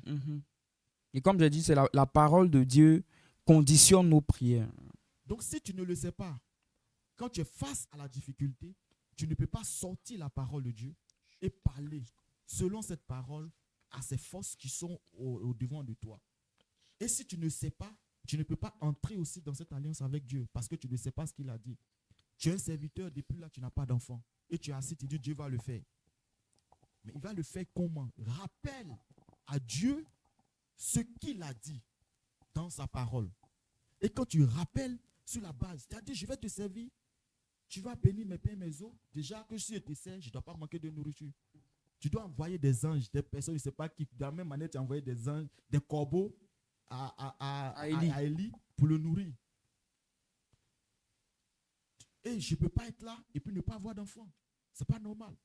Sur la base de ces paroles, quand tu rappelles à Dieu que tu es véritablement un serviteur, tu le sais réellement, peu importe dans le domaine, que tu sois un artiste, un chanteur ou je sais quoi, un évangéliste, quelqu'un qui annonce la parole, quelqu'un qui balaie dans l'église, quelqu'un qui nettoie, quelqu'un qui accueille les gens qui rentrent, c'est le service. Tu rappelles, il n'y a pas de quoi à ce que les périodes qui suivent là, ta femme ou bien toi-même ne sois enceinte. Amen. Amen. Amen. Voilà. Amen. Amen. Je pense que là, je pense qu'on est bon. Hein. Ouais, on est bon. Ouais. Voilà. On a Ulrich, M. Tiemele, le serviteur, qui dit: seule la parole de Dieu nous fera de jouer les pièges multiples de l'ennemi. Effectivement, on a pas mal de personnes qui sont connectées, qui ont laissé des commentaires. Donc, c'est un peu ça. Amen. Je Amen. pense qu'on va s'arrêter à cette partie. Voilà, c'est la Amen. première partie. Oui. Alors, on va Faudrait comprendre que sur ce mois, on aura à parler, à prier également de l'importance et de l'amour de la méditation. Voilà. Et je pense que le passage voilà, de 1 Jean est vraiment très, très, très profond et très prophétique. Il dit: au commencement était la parole était avec Dieu et la parole était Dieu. J'aimerais vraiment qu'on puisse faire également cet exercice-là, méditer sur cette parole-là, demeurer ancré en elle, afin que nous puissions voir la main de l'Éternel agir. Vous savez, aujourd'hui, nous sommes à une vitesse de croisière où nous devons vivre pleinement notre vie chrétienne. Nous sommes à une époque où nous avons besoin de nous réaliser en tant que chrétiens, de mener une vie chrétienne victorieuse, pas défaitiste. Une vie chrétienne où nous sommes des modèles vivants. Nous sommes un caractère unique devant le Seigneur pour accomplir sa volonté. Que le Seigneur nous éclaire. Et je prie qu'il fasse descendre sur nous sa volonté et cette grâce de méditer. Vous savez, lorsqu'on préparait ce moment, le Seigneur a ouvert mon esprit. Le Seigneur a vraiment ouvert mon esprit et m'a emmené à méditer dans le livre d'Ézéchiel. D'accord? Dans le livre d'Ézéchiel au chapitre 1. Et il est dit au verset 4, « Je regardais et voici, il vint du septentrion un vent impétueux, une grosse nuée et une gerbe de feu qui répandait de tous côtés une lumière éclatante, au centre de laquelle brillait comme de l'airain poli, brillait comme de l'airain poli, sortant du milieu du feu. » Vous voyez, moi, je n'ai pas compris pourquoi. Le Seigneur m'a juste dit, tourne ton esprit vers la droite. J'ai regardé le ciel et tout, et le Seigneur a pratiquement fait voyager mon esprit vers ce passage. Et le Seigneur le passage, je relis encore, je regardais, et voici, il vint du septentrion un vent impétueux. Le Seigneur m'a dit, il veut faire venir sur notre génération, sur nous, sur notre nation, un vent de réveil dans la parole. Pas un vent prophétique ou bien non, un vent dans la parole. Et vous vous rappelez, on parle également de ce vent impétueux là dans le livre de Matthieu. Est-ce que vous vous rappelez de ça? Même dans le livre d'Actes des Apôtres. Lorsque les apôtres étaient ensemble à la chambre haute et qui se sont mis à prier, à être dans la présence du Seigneur. Et qu'est-ce qui s'est passé? Ce vent impétueux-là est venu les remplir de la puissance du Seigneur par son esprit. Et le Seigneur m'a fait comprendre que pour ces temps à venir, il voulait vraiment emmener, il veut et il va, j'ai foi qu'il va faire venir ce vent-là sur toi, sur moi, pour manifester une dimension nouvelle, une profondeur nouvelle dans la parole. Et comme on l'a dit, seuls les vainqueurs sont dans la parole. Et lorsqu'on a la révélation de la parole de Dieu, on arrive à accomplir des choses extraordinaires. Qu'est-ce que le Seigneur a dit à son prophète? Il dit, fils de l'homme, est-ce que tu penses que ces ossements peuvent revivre? Le prophète a répondu quoi? Il dit, Seigneur, toi seul le sais. Mais quelle est la chose particulière que le Seigneur a eu à faire? Il lui a dit, prophétise. C'est-à-dire, parle. Sors la parole qui sort de toi. Et qu'est-ce que le prophète avait comme esprit en lui? C'était l'esprit de Dieu. Et l'esprit de Dieu a fait sortir de lui une parole puissante qui a emmené les ossements à revivre. Est-ce que vous comprenez? Est-ce que vous comprenez? La parole était au commencement. Et cette même parole était avec Dieu. Et cette parole était Dieu. Frère, comme je le dis, j'ai foi et je crois pour ce que le Seigneur m'a dit de ce vent de la parole, de la puissance de la parole. Le Seigneur veut l'emmener pour te faire du bien, pour me faire du bien, pour manifester Jésus dans ces temps de la fin. Alléluia. Et qu'est-ce que tu fais? Qu'est-ce que tu fais? Est-ce que tu es à ce poste-là? Est-ce que tu es en train de nourrir cette soif de la parole Amen. afin que ce vent-là te souffle là-dessus, afin que ce vent-là t'emmène dans ce courant de l'esprit? Est-ce que tu es là? Est-ce que tu es disposé à ça? Gloire à Jésus. Est-ce que tu es disposé à recevoir ce vent-là de la parole? Que cette bonne parole-là vienne t'édifier, que cette bonne parole vienne te restaurer, faire de toi un ministre de Dieu. Tu n'es pas Alléluia. n'importe qui, ça faut le comprendre. Et c'est cette parole qui le dit. Et c'est cette parole qui le dit.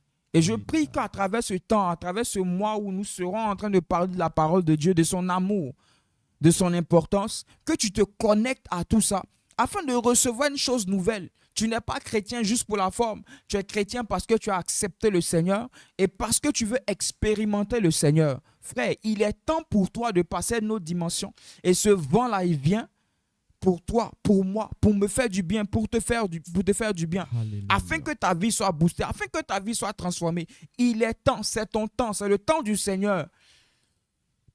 Et j'aimerais vraiment qu'on puisse prier pour ça avant de finir. On va prier longtemps. Et l'une des choses que le Seigneur m'a enseigné ces derniers temps, c'est cette prière qui vient du fond du cœur. Cette prière qui vient du fond du cœur. C'est ce qui l'exauce. Ce n'est pas beaucoup de paroles, c'est la prière qui vient du fond du cœur. Et comme j'ai pu le lire en Ézéchiel 1, je crois au verset 8, c'est que ce vent qui vient du septentrion souffle sur toi. Et j'aimerais vraiment que tu puisses fermer les yeux et chanter avec moi ce chant-là. De gloire en gloire, de gloire en gloire, tu m'emmènes. Tu m'emmènes dans les profondeurs de ta sainteté, tu m'emmènes.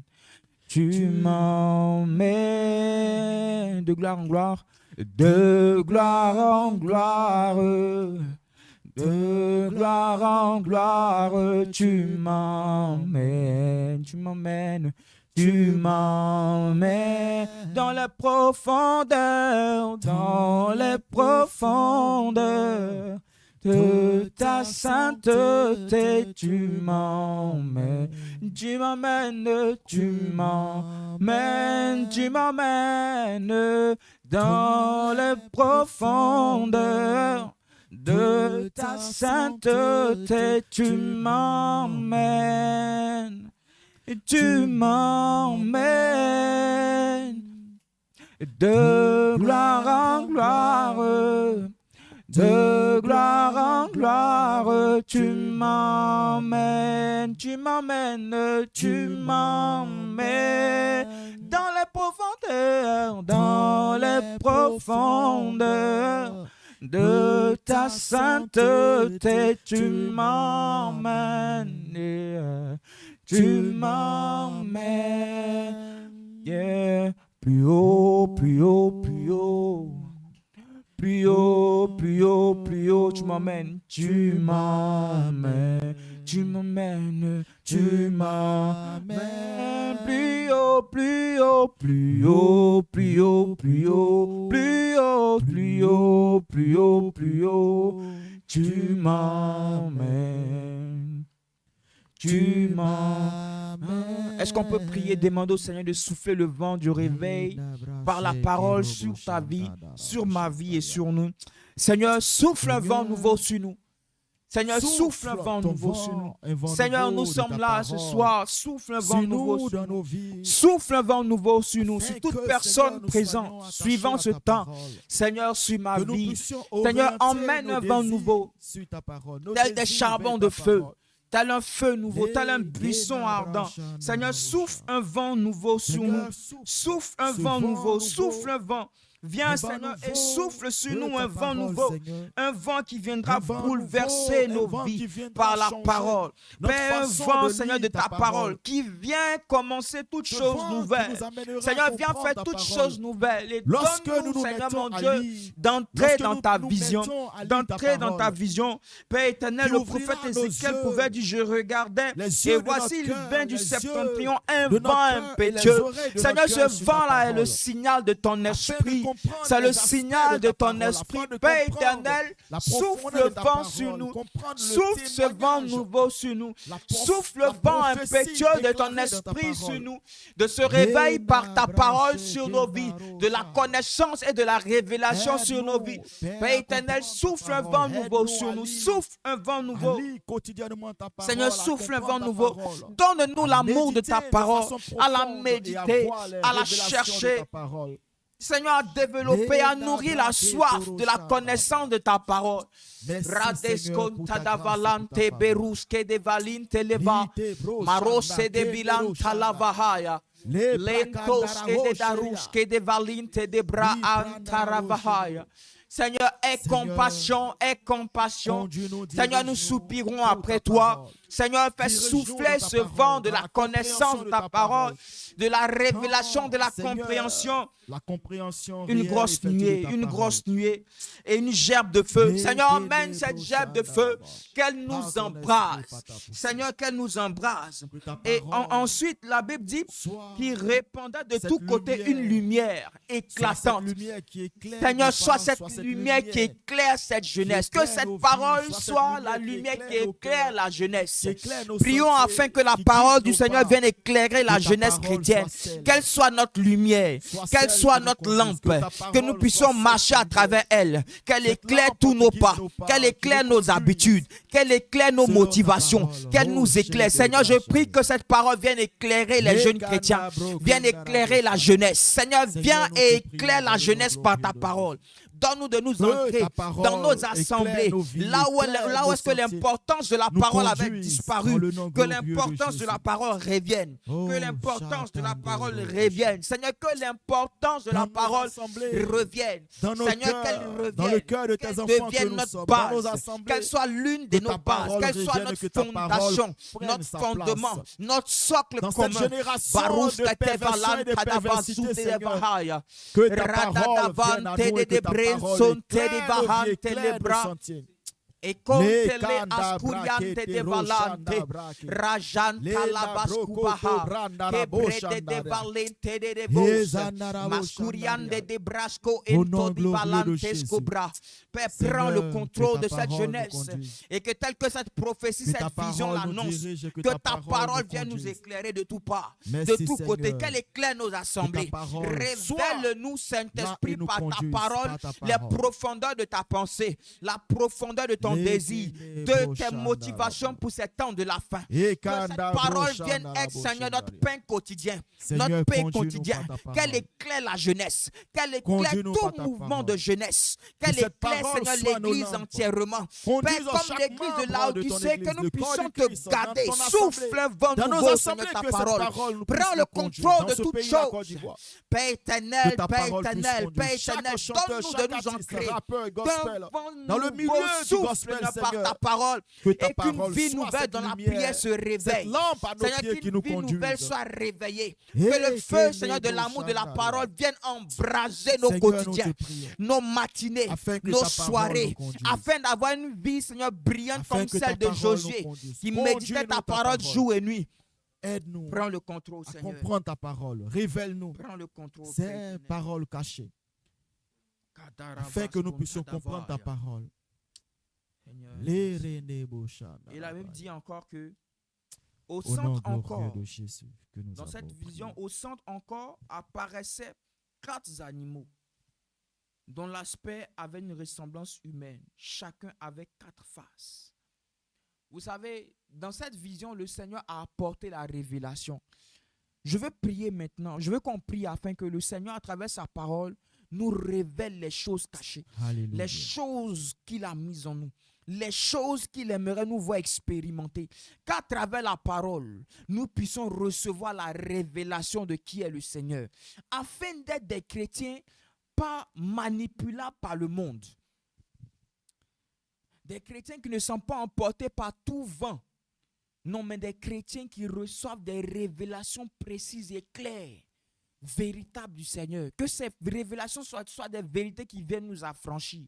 J'aimerais qu'on prie afin qu'à travers la parole de Dieu, le Seigneur nous révèle des choses qui sont cachées afin que nous puissions croître. Prions le Seigneur. Seigneur, donne-nous la grâce des révélations par ta parole. Seigneur, c'est ta parole qui a affranchi. Donne-nous la grâce de recevoir la révélation dans ta parole. Seigneur, le prophète Ézéchiel dit qu'au milieu de cette vision, au milieu de ce feu, il pouvait voir 4 êtres vivants. Seigneur, révèle-nous les profondeurs de ta parole. Révèle-nous les profondeurs de ta parole. Et que cette parole vienne créer en nous la foi. Créer en nous la manifestation des choses divines. La manifestation des choses du ciel.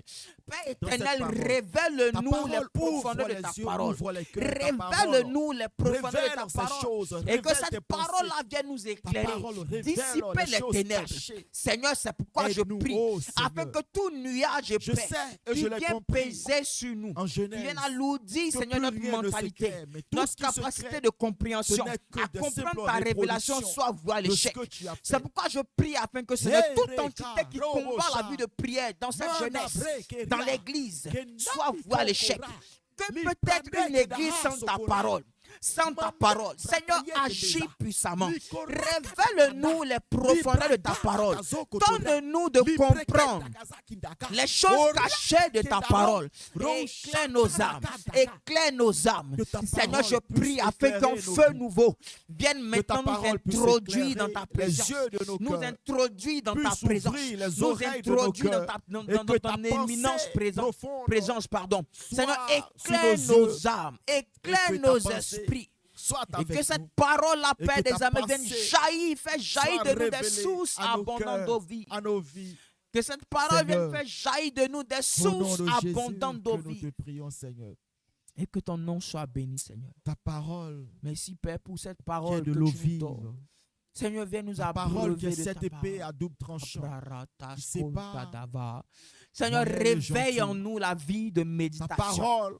L'amour de ta parole. L'amour de ta parole. La soif de ta parole. Quand en elle est cachée des précieux, un précieux bonheur. Qui est cette lumière, des précieuses richesses. Éclaire les yeux de nos cœurs. précieuses grâces et bénédictions. La dans guérison, l'enfantement, la prospérité, le succès. Seigneur, l'élévation, la puissance, la domination. Père éternel, donne-nous de rentrer dans la révélation de ta parole. À tous mes frères et sœurs de n'importe quelle dénomination religieuse. Père, emmène-nous à rentrer, à manifester la soif, l'amour de ta parole. Dans nos conversations. Mais que chaque conversation puisse nous nourrir nos vies. Comme ta parole le dit, éloigne-nous des conseils des méchants. Éloigne-nous des sentiers des pécheurs. Éloigne-nous des voies des moqueurs, mais que nous trouvions notre désir, notre plaisir dans ta loi et dans ta parole. Amen. Au nom glorieux de Jésus. Amen. Que nous avons prié. Amen. Amen. Que le Seigneur vous bénisse. Alléluia. Et ma grande prière aujourd'hui, que ce temps-là vienne réveiller vos vies de prière. Et aujourd'hui, nous n'avons pas à lutter contre la chair et le sang. Nous, on a prié afin que la main puissante du Seigneur se manifeste. Et j'ai la foi qu'elle se manifeste. Que dès même aujourd'hui, tu commences à méditer, à lire ta parole, à demeurer dans la parole, à t'abreuver. Parce que la Bible dit, hein, celui qui marche, qui accepte le Seigneur, qui marche selon ses préceptes, est comme un arbre planté près d'un cours d'eau, qui donne son fruit en son temps. Et que tout ce qu'il fait lui réussit. Tout ce qu'il fait lui réussit, frère. Même si tu vends de l'eau au bord d'une lagune ou d'une source d'eau, ça va te réussir. Amen. Ton business d'eau va te réussir. Amen. Que l'abondance de la parole du Seigneur nous inonde, nous emporte dans les révélations du Seigneur. Et je sais que ce mois-là sera un mois béni. Alléluia. Que le Seigneur te bénisse, que le Seigneur bénisse son serviteur qui nous a partagé vraiment cette parole, sa connaissance et qui s'est laissé conduire. Et on a un autre de nos frères, Michael, qui a été avec nous. Je prie que le Seigneur le bénisse, que le Seigneur te Amen. bénisse et que le Seigneur bénisse tout un chacun. Viens faire un coucou à, à tous ceux qui sont connectés. Voilà, salut. Voilà, il était avec Amen. nous. Et là, comme je le disais, n'oubliez pas ce chrétien papillon et ce chrétien abeille. Ma prière, c'est que nous tous, nous soyons ce chrétien abeille qui passe du temps sur sa fleur, sur la parole de Dieu. Tire le nectar qui est dans la parole de Dieu. Tire l'essentiel qui est dans la parole de Dieu afin de produire ce miel qui va guérir des vies. Que le Seigneur soit avec nous. Amen. Et rendez-vous pris pour le samedi Le prochain, samedi prochain. Dieu voulant. Mhm. Et si vous avez envie de partager un moment avec nous, faites-nous signe, contactez-nous, afin que, comme on l'a dit, nos limites, c'est un moment d'échange, un moment de talk, un moment de worship, un moment de partage, un moment de témoignage. Voilà. Amen. Tu es fils ou fille du royaume, tu as envie de changer sur des thèmes, viens et ensemble, nous parlerons. Et le samedi prochain, on verra notre deuxième partie de l'importance et l'amour de la méditation, Amen. méditation de la parole de Dieu. Amen. Que le Seigneur vous garde, que le Seigneur vous bénisse. Amen. Et on se voit le samedi prochain. Amen. Continuez de prier pour nous parce que ce n'est pas facile Ouais. depuis que nous avons commencé. Et ce matin même, on ne savait même pas qu'on allait pouvoir faire l'émission parce que depuis hier, la fibre ne passait plus jusqu'à ce matin. Mais par la grâce de Dieu, on a pu faire l'émission, le Amen. direct sans que ça se coupe. Sans La fibre n'est pas encore revenue. J'ai appelé. Ils doivent faire ça pour le bien, pour le service du Seigneur. sans compter le sommeil qui a failli nous Et le sommeil la qui a failli. fatigue. Parce que cette semaine-là, franchement, mais comme on dit, Dieu est capable de faire au-delà de Et ce nous qu'on- aimerons aussi avoir vos suggestions. C'est vrai qu'on avait l'habitude de faire l'émission à 16h, de 16h à 17h. Et bizarrement, aujourd'hui, on l'a fait à 18h. C'est parce qu'on a eu un contretemps.